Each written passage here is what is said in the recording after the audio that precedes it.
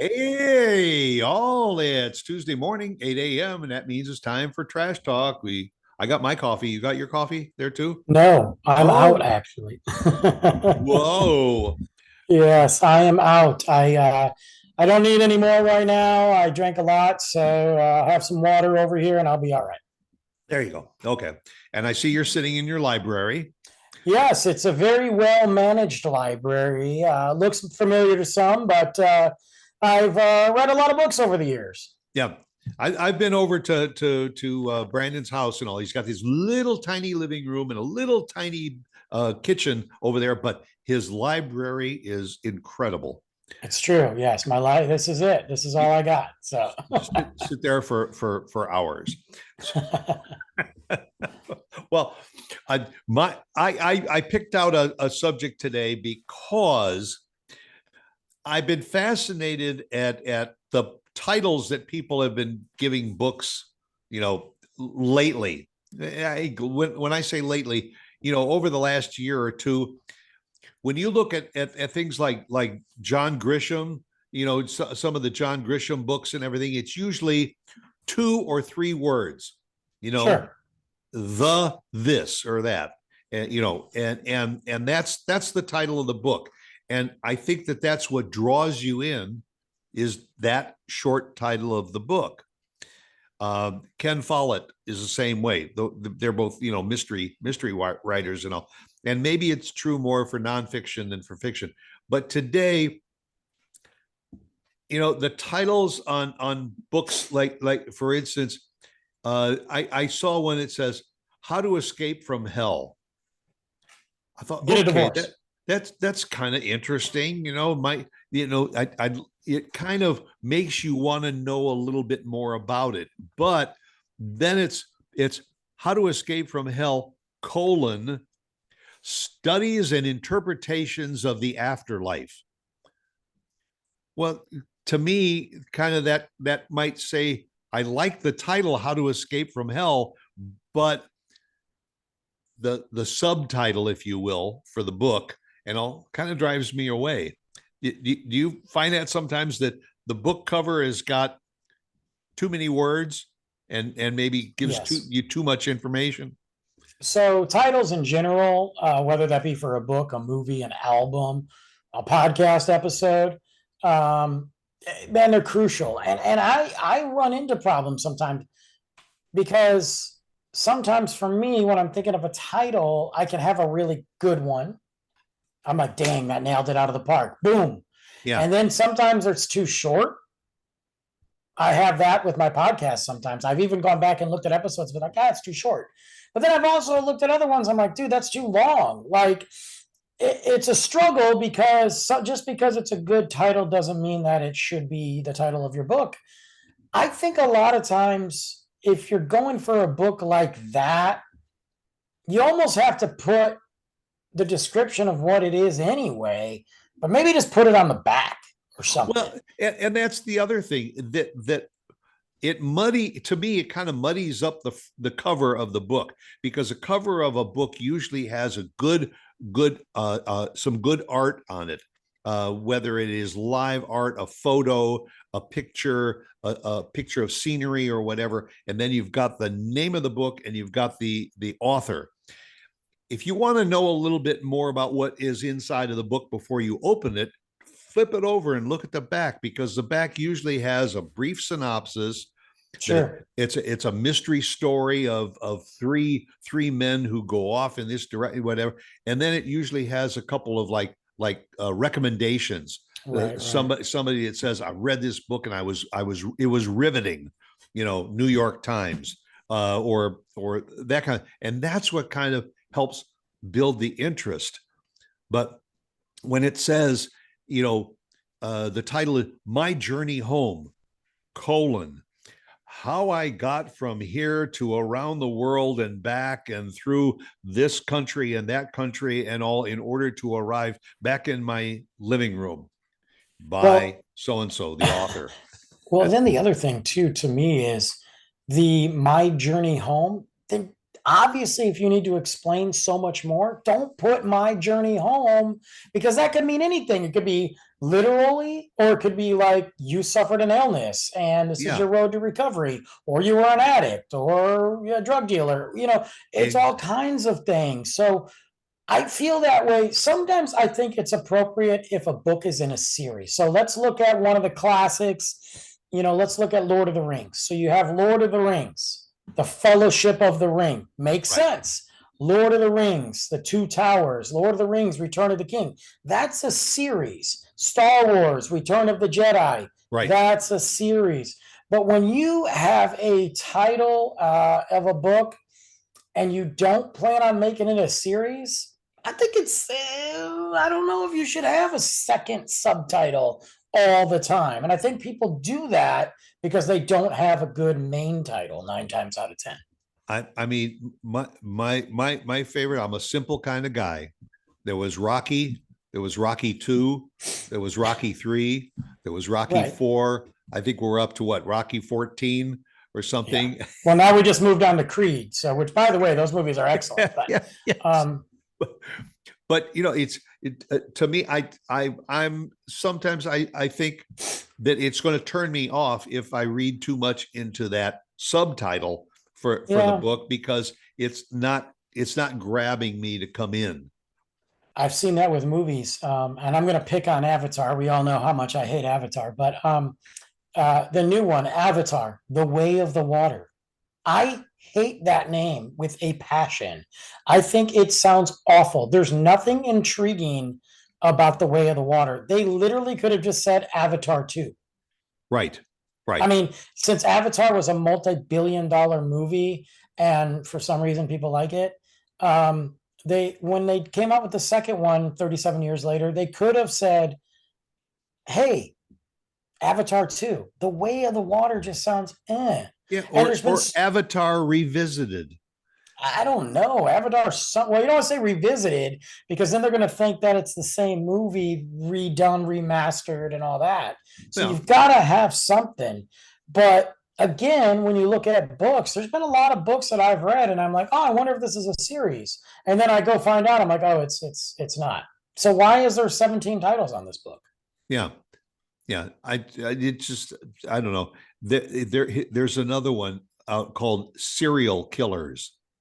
Nice. Now that doesn't that kind of pique your interest? You think, oh, Well, it's about serial killers, and is it going to be like 12 chapters, and each chapter is a different serial killer or something? Right. But it goes on. It says serial killers, the horrific true crime stories that shook the world. Well, Obvious. doesn't serial killers kind of say these are horrific stories that shook the world? It's not like it's called A Walk in the Park, a story about serial killers. Yes, yes. Or don't walk in the park. Right. See, I don't, but I also think that absolutely affects sales, viewership, listenership, readership, whatever. I mean, you can get turned off. I mean, they say don't judge a book by its cover, but the reality is we do. And if the title is kind of confusing or not intriguing, 9 times out of 10, you're not going to pick it up. I mean, you just do that. It's just the way the world works. Yeah. Well, I mean, you're an author, I think, aren't you? Yeah, it's sitting over in a box right now. You want to look at it? Yeah. And isn't your book That's a series, though. a title with a colon after it? It is, but I Life of intended an Average Joe. My Life Behind Bars. My Life Behind Bars. I intended to do that because it's a series. So the next two, second's already done, just sitting there, not going to do anything with it. But the third is not even written. But the next two, if I was only going to do one and done, then I wouldn't have called it that.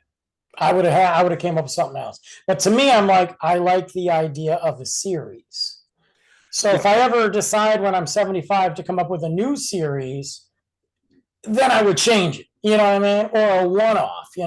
Nick Luck, I was talking to him because he's in the finalizing stages of his book. Right. His is a series. Of course, I completely forgot the name of it, but whatever. His is a series. So, but I don't think that he has the subtitle, actually. I just think he has the main title. And I think he's going to title those books different every time. I could be wrong, but he's doing a different approach to it. So See, maybe that'll work. when I finally get around to writing my book, I'm going to title it My Life Volume 3. Volume 3, just screw everybody up, just make people look for the other two. Exactly. You could go backwards and do like Star Wars and start from the middle, then give us the prequels, then do Right. the end. Like, Right. just Yeah. screw everybody up. Yeah. I mean, like watching a movie with multiple flashbacks. Right. You know, you Like watch, yeah, like a choose your own adventure, you know. but you know, and then again, for you as an author, you pick the title for your book. There are other authors that are out there that they just write the script and then they put it in the hands of the publisher. The publisher decides what the title is going to be. They're going to decide what the graphic artwork is going to be for the cover. And that's fine. And, you know, and I guess for an established writer, they say, fine, that's all I want to do. I just want to write the script and all, and then let everybody else do it. And I get that. I get that. I mean, because for me, it's like, look,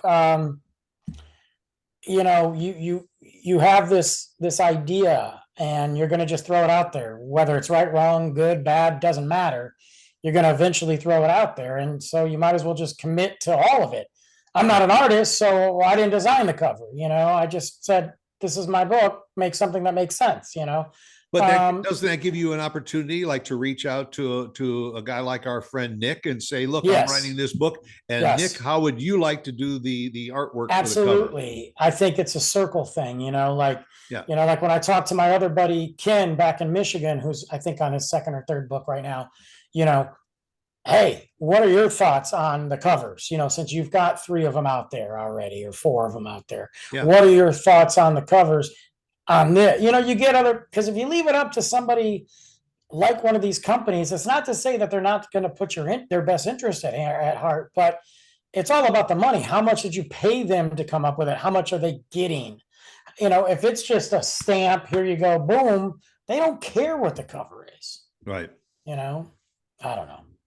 And how suggestive do you think that cover photo should be in order to again help with the interest? It's going to sit there on the bookshelf, and also if you are writing this mystery story, you know, is it important to have a photo or artwork on the front cover that kind of enhances the title of the book too? Well, I think there's a couple different approaches, in my opinion. Again, what do I know? You know, but in my opinion, that's why I ask you. What do you know? I don't know anything. I personally think that you got to go at it from a marketing standpoint of, if I'm writing mysteries, do I have some sort of artwork that is connected to the book? So maybe my mystery is about a girl in a red dress. Can I get a local artist to design me a whatever that may be type of cover that's connected to the red dress? Maybe that red dress, if it's a series of books, maybe that's the change and variation going throughout the series. If it's a one-off mystery, then maybe it's a really nice piece. Yeah. Forget you got your title, but maybe you got this really nice piece that says, "Ooh, that red dress," it just catches your attention. You pick the book up, you read the back, you buy it. Because selling a book in a store into 2023 is not an easy task, you know? Right. It's not like you have choices, but look, you know, the same thing is true with marketing grocery products. I mean, just go down the cereal aisles. There are some people that will buy a box of cereal because of the ingredients in the box. But boy, if you're wheeling a child down that aisle, that child is just looking at the pictures they don't care what the cereal is inside. If it's got a good looking rabbit yes. on the outside or you know, something else, or they see the sign that says free toy inside. Right. That's what's gonna get it. It's a bright, colory box with different things. They don't even notice the name. We buy it, and then you realize it said Crappios on it. Yeah. So yeah, it's too late. You already bought it. So if you buy a book and you're like, look at this beautiful artwork, and then you have a title of the book that says this book sucks, nobody cares because you already bought the book. Well, when you were a kid, did you ever buy a box of cereal and all just to open it up and stick your arm down That's all I do now. all the way through it to get whatever that free insert was that was in there? Yes. That's all I do now. That's literally all I do now. And the box sits on the shelf until it expires, and you throw it away because it's stale. Yeah, I agree. So, but one of my favorite book covers we were talking a little bit about was what was it? Close Encounters of the Third Kind. So if you remember that book cover, it was this road that led down to this mountain, and then there was this glow on top of the mountain with this space saucer and all. So that I do remember that. Yeah, that kind of really incorporated that happened to be a trailer cover for the movie too.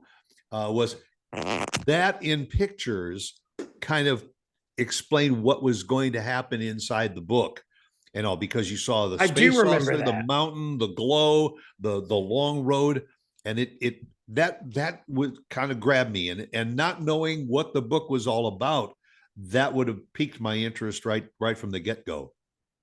Well, that was one of the rare occasions where it actually worked out. Yeah. I think when you look at like the Harlequin romances, well, hey, where did he go? But there was Harlequin romances when that came out. It was always a picture of a man and a woman that were kissing on the cover, and he was either a soldier or he was maybe he was a pirate or something. We may have lost may have lost our buddy there, so I may have to send him another invite. So while I'm talking, we'll send another invite over to Brandon and get him back into the show. He removed himself temporarily, but hey, that happens from time to time. What it makes this show exciting, to do stuff like that, because it allows us the opportunity to engage you, and then you say, hey, what's going on there? But but I don't know how you all feel about those book titles, but especially I've noticed over the last year or so a lot of books that are written from a political standpoint. It'll be called the FBI, colon, the rise and the fall of the agency that governs the country. Who knows? But if it's kind of interesting to me, I know it's interesting to Brandon, wherever he is. He's probably off working on a book cover right now. But we like to think about that kind of stuff. Maybe you do too. And since I'll go look for him and wrap up this show. So thanks for joining us for another edition of Trash Talk, and we'll go figure out how Brandon trashed this episode up, and we'll catch you again next week. Okay? Hey, bye.